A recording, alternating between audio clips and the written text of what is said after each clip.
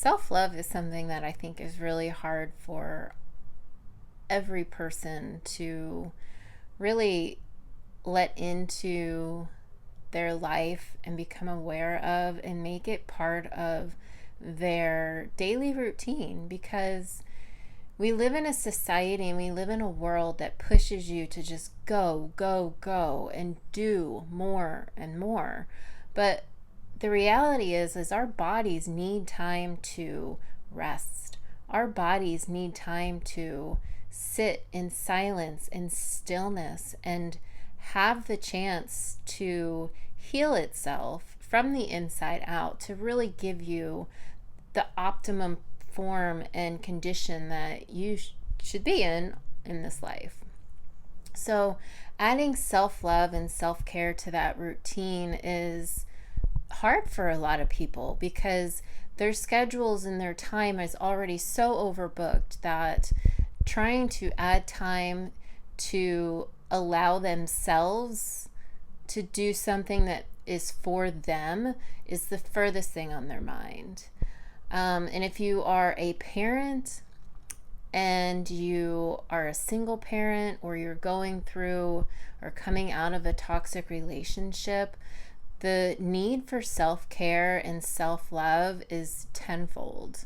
Everybody needs it, but when you're really going through trauma or stress and coming out and trying to heal from that, your body needs that time to really decompress and regulate itself. So what do you do for self-care routine? What do you do to show yourself self-love? Hi, welcome back to my channel, Be the Light in Their Storm. My name is Dulcie, and I am here to help guide you through different ways to heal yourself, and also be more present and there for your children as they continue to go through this storm that, although you've removed yourself from, if you are trying to co-parent with this person, those kids are in the middle of all this. And those are the ones that we really need to focus on and make sure that we are giving them the support and the guidance that they need so they can come out of this a healthy, centered person, and not someone that's going to need to, go through a huge healing process of their own down the road. So the more you're able to heal yourself now and be present and aware for them, the better off your children are going to be.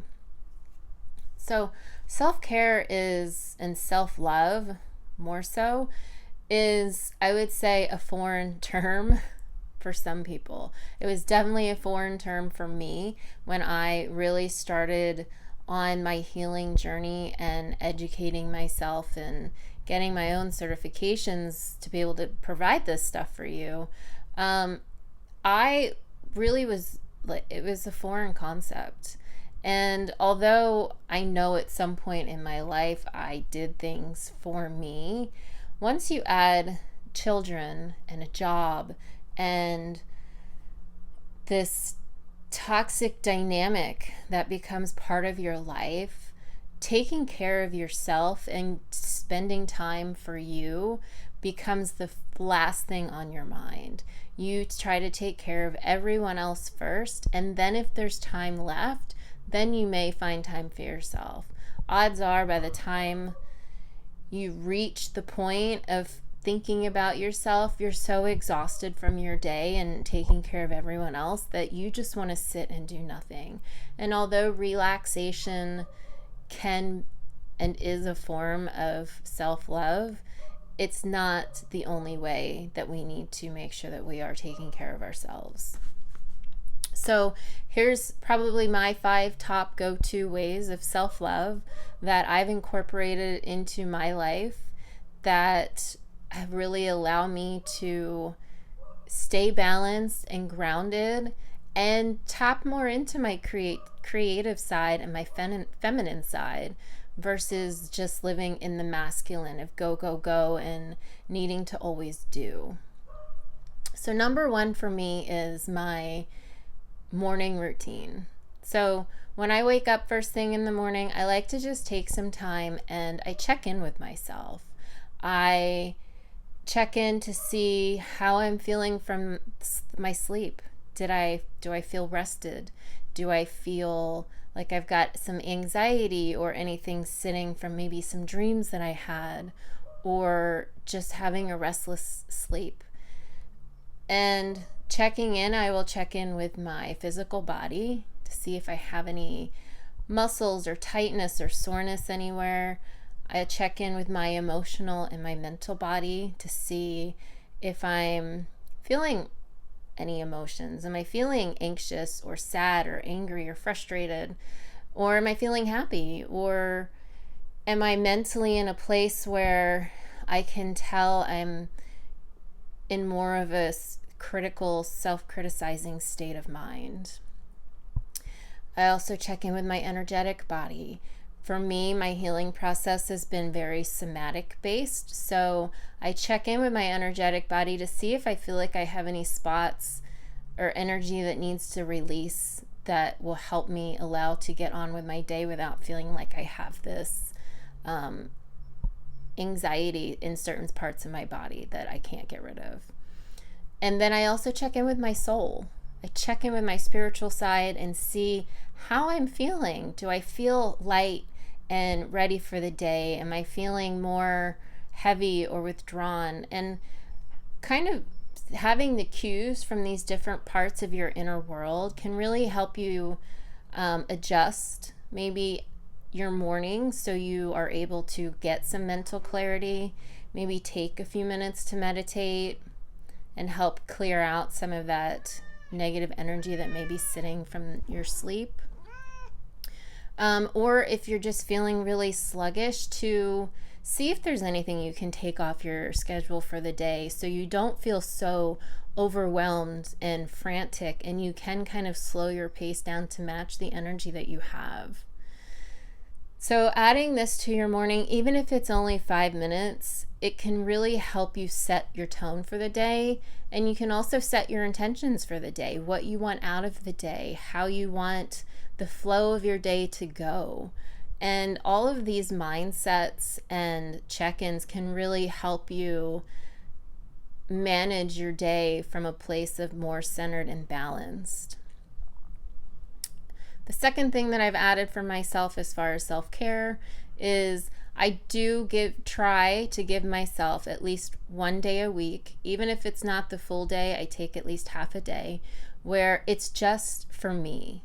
My kids are at school or they're at the other parent's house, and I will keep my calendar completely open. And I do that for me. So I know that I have at least one morning where I can wake up with ease. I have nothing to rush off to. I have nothing that I have to do that's pressing, that's going to give me any kind of frustration or anxiety for that morning. And I just take that time, and maybe it's laying in bed for an extra 2 hours that morning, or maybe it's having a quiet cup of tea on the couch with no distractions, or it's going for a walk at the beach. But it's just time for me with no other obligations involved. The third thing that's probably top 5 on my list is I've added taking baths and taking that time to just light a candle, burn some incense, whatever works for you. I put on some kind of meditation music, and I will just take a bath and allow myself to relax and decompress, again with no distractions, and just allow my body to do what it needs to do, whether that's releasing some energy, releasing some emotions, or just being in places where you can be still and present with yourself really allows you to get in touch with yourself, and it allows your body the chance to heal and do what it really needs to do so it's at its best. Number 4 that I've added for self-love and care is to make sure that I move every day. if I don't go to the gym that day, I'll do yoga, or I'll go for a walk, or my movement for the day is not moving, and it's meditation and having extra time to spend in a meditative state and reflective state, and just trying to listen to my body to see what is optimum for me on that day. Maybe it's, I need more stillness, so it's meditation, or I need just simple basic movement to kind of stretch things out, then I'll do yoga. And if I'm really feeling it, then I go to the gym, because that's my go-to. I love going to the gym. So my last thing that I suggest is to find something that you love to do. Now, this may be hard, because when I was first asked, what do I love to do for me, I was clueless. I had no idea. I was like, what? Me? Spend time on me? I don't know what you're talking about. So it's taken me time to really kind of find things that bring me joy and that I love to do. But now I'll incorporate that, whether it's sitting with my journal and just sitting outside and writing my thoughts, or it's filming videos for you guys on things that come up that I feel like I need to share and I want to share. Or my other go-to is cooking. I love to cook, although at times my children can take the joy out of my cooking, because it all falls on me at sometimes to cook and clean. But I do love to get into the kitchen and just be present and be in the moment and cook something delicious. So those are my top 5 kind of go-to self-love, self-care tips. And definitely try to incorporate these throughout your week or your day. And just start simple if it's something that's new for you.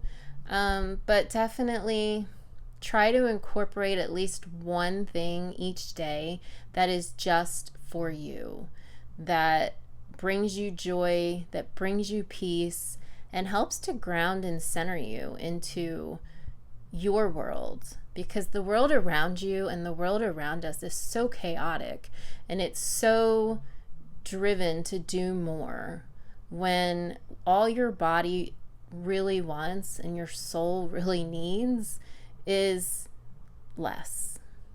You need those moments of peace, you need those moments of stillness, and you need those moments of quiet to really be able to start to understand who you are on the inside and what makes you happy, so you can continue or start to live the life that is in balance with your soul, your purpose, and brings you joy and peace.